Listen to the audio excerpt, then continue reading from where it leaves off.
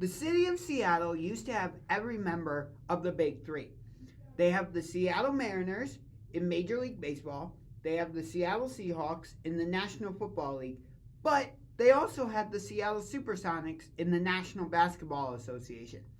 That was until 2008, when the Sonics were moved out of Seattle and brought to Oklahoma City, where they became the Oklahoma City Thunder as we know them today. The move of the SuperSonics from Seattle to Oklahoma City to become the Thunder didn't come without major pushback. Throughout the entire process, there were rallies throughout the city of Seattle because the fans didn't want to see their beloved Sonics leave the city.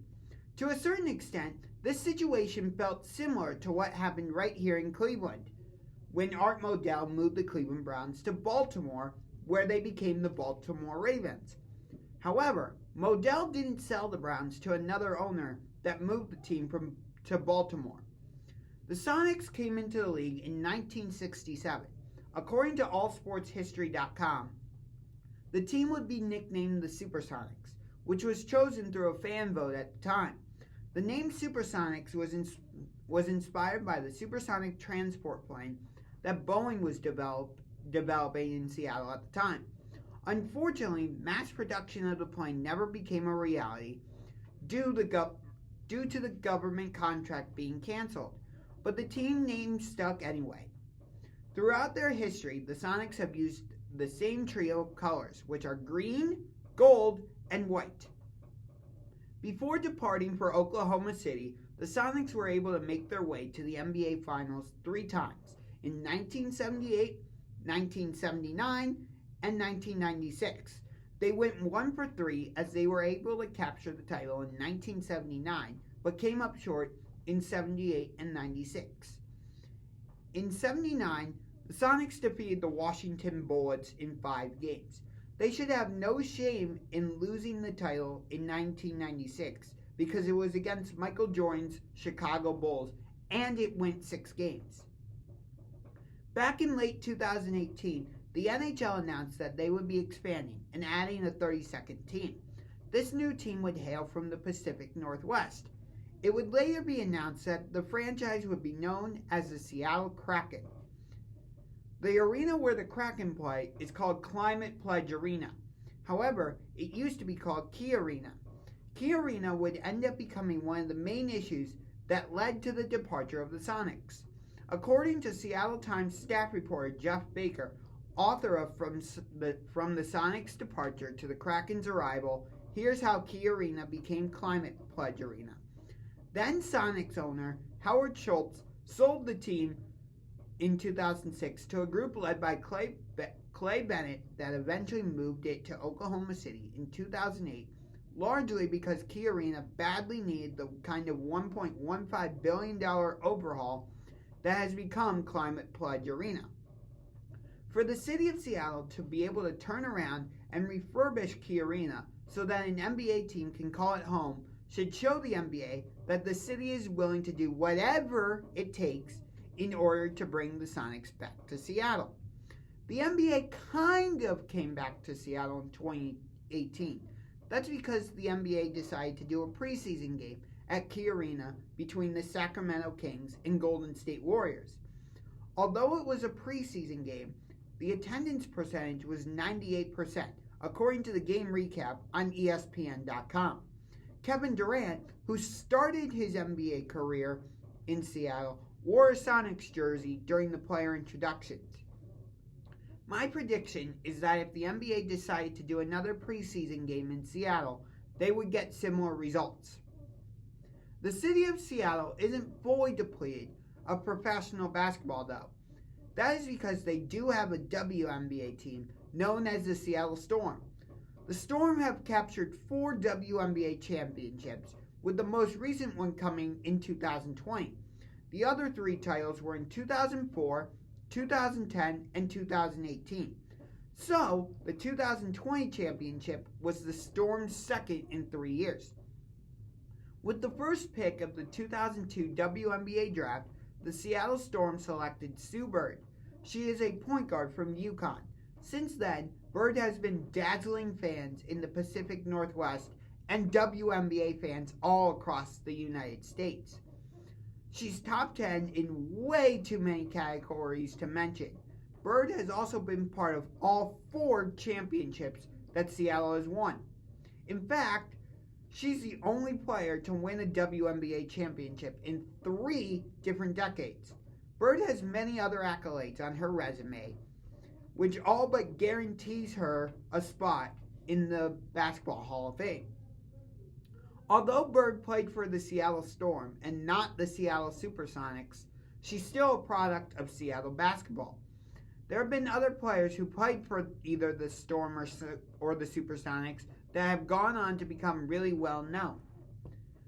Before Stephen Curry broke the record for the most three-pointers in NBA history, Ray Allen held that record. For part of his career, Allen played for the Sonics.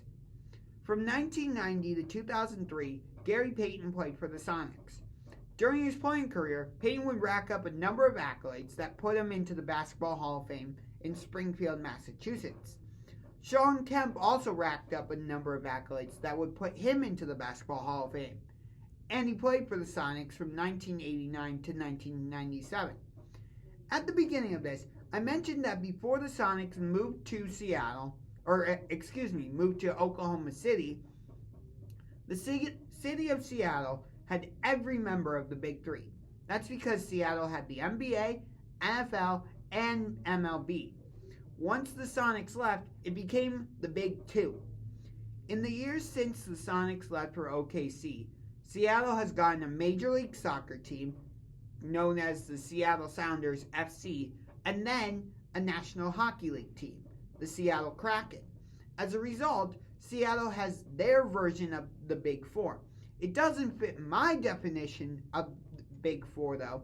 The reason is because the Big Four for me are the NHL, NFL, MLB, and NBA.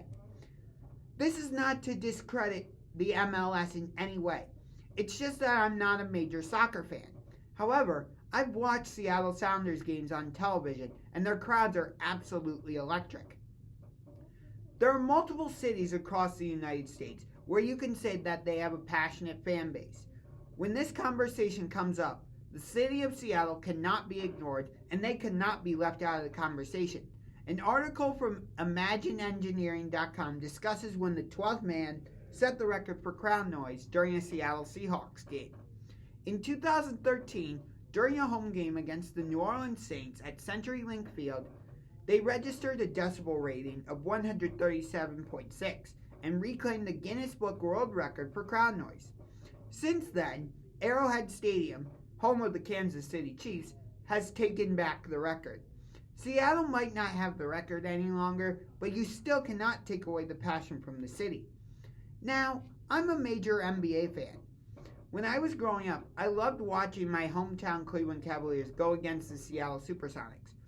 I cannot put my finger on why exactly I loved the matchup, but there was just something about it that just felt right. My love for the NBA continued to grow and grow as I got older and older. As stated above, as I got older, my love for the NBA increased. So much so, I created a goal to see a game at all 30 NBA teams' current arenas. I did this partially because I wanted to see as much NBA basketball as possible. But I also did it so that I can visit cities across the United States that I might not have otherwise visited. Some of these cities include New Orleans, San Antonio, Houston, Sacramento, Portland, Oregon, Charlotte, Atlanta, and Seattle. Giving myself this goal now gives me the opportunity to visit these cities and many others. Out of all the cities I mentioned, it's Seattle that I so desperately wanted to visit. I'm not from Seattle, Washington, and I don't have any family who live in Seattle, but there's just something about the Pacific Northwest that I'm just attracted to. Although the Cleveland Cavaliers can't travel to the Pacific Northwest to play the Seattle SuperSonics right now, I would still love to come out to Seattle to see the Cleveland Browns take on the Seattle Seahawks. Recently, there's been a rumor floating around that the NBA could be looking into expansion. Now, the last time the NBA went through expansion was in the mid-2000s. Since then, teams have changed their logos and names and various other things, but the league still has 30 teams. Meanwhile, the NHL has 32 teams as of this season, the MLB has 32 teams, and the NFL has 32 teams.